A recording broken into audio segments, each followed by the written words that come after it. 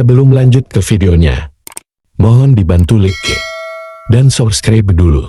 Terima kasih. Prof. Panji Gumilang sangat dekat dengan Palestina tanpa tabir. Industri kelautan Palestina lebih maju dan menjadi sumber inspirasi. Kepulan asap, bangunan hancur, bau amis darah, suara tangisan yang sudah tidak kenal lagi, saya laki-laki, saya perempuan, saya tua, saya muda, saya dewasa, dan saya anak-anak. Semua meraung-raung sejadi-jadinya karena kehilangan orang yang dicintai dan melihat kondisi yang saat ini sangat mengerikan. Tak henti-hentinya suara sirine dan suara peringatan lain berbunyi menandakan saling serang antara militansi Hamas Palestina dan Israel, seakan menghantui nyawa manusia di sana. Apakah peran malaikat Israel telah kalian gantikan? Hari ini, dimanapun di belahan bumi, bersatu, menunjukkan aksi bela Palestina dengan meneriakan Allahu Akbar, Free Palestine, dan lain-lain. Ada juga yang tidak ikut aksi, namun mereka tetap berkomentar. Gajah di pelupuk mata kok nggak kelihatan, giliran semut di seberang lautan kelihatan. Ada juga yang bilang itu rempang dan lain-lain, kok nggak sebegitu pembelaannya. Ya banyak lain lah yang namanya komentar, seperti polemik gitu. Begitu pedulinya bangsa Indonesia, padahal Indonesia juga sedang tidak baik-baik saja, bukan? Indonesia juga saat ini sedang dirundung banyak masalah. Bencana alam lah, kelaparan, kekeringan, kekurangan pangan, korupsi, belum lagi politiknya yang amburadul. Pecah kongsi katanya, konflik dan keputusan-keputusan, diantaranya soal MK yang belum diputuskan, dan yang terakhir, kontroversi kasus Prof. Panji Gumilang. Di balik konflik militansi Hamas Palestina dan Israel, yang harus dilihat adalah sisi kemanusiaan dengan korban sipil yang jumlahnya sudah mencapai ribuan.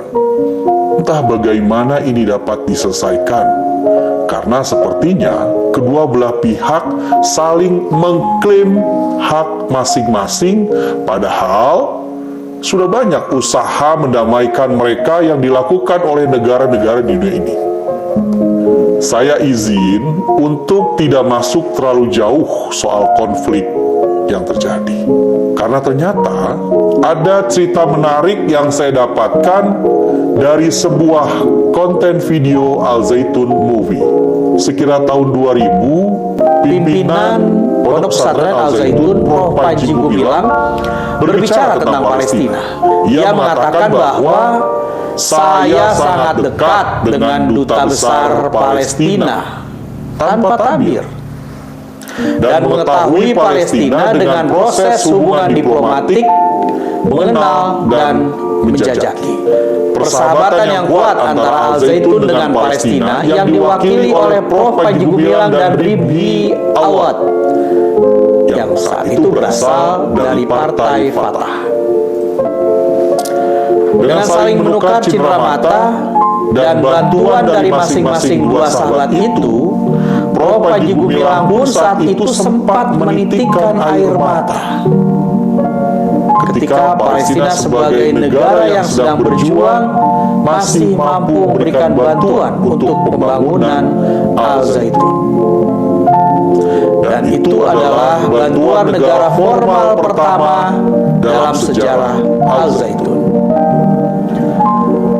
Kemudian Al Zaitun memberikan bantuan kepada Palestina untuk perjuangan Palestina.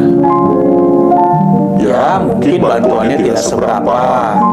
Namun harus kita pahami bagaimana sebuah persahabatan terjadi dalam kondisi yang tidak aman.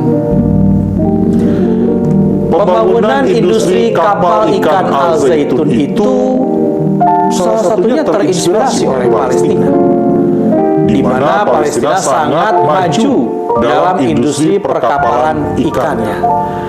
Terbukti ketika hasil ikan tangkap Palestina dijual ke Tel Aviv, ya mungkin sampai sekarang, dan bisa jadi orang-orang Israel kecerdasannya di atas rata-rata karena sering makan ikan dari Palestina. Sayang sekali, Prof. Panji Gumilang saat ini sedang berada di balik jeruji besi. Bila Prof. Panji Gumilang bersama kita semua bangsa Indonesia, sudah pasti kita akan mendapatkan literasi yang tepat dari orang besar bangsa Indonesia, yaitu Prof. Panji Gumilang.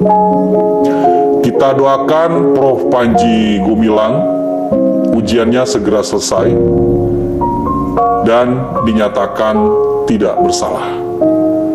Bisa kembali menjadi pendidik, juga tidak lupa konflik Hamas Palestina dengan Israel segera berakhir dengan damai, karena ketika Anda mengangkat senjata, bukan Anda korbannya. Prioritaskan diplomasi kemanusiaan. Assalamualaikum warahmatullahi wabarakatuh.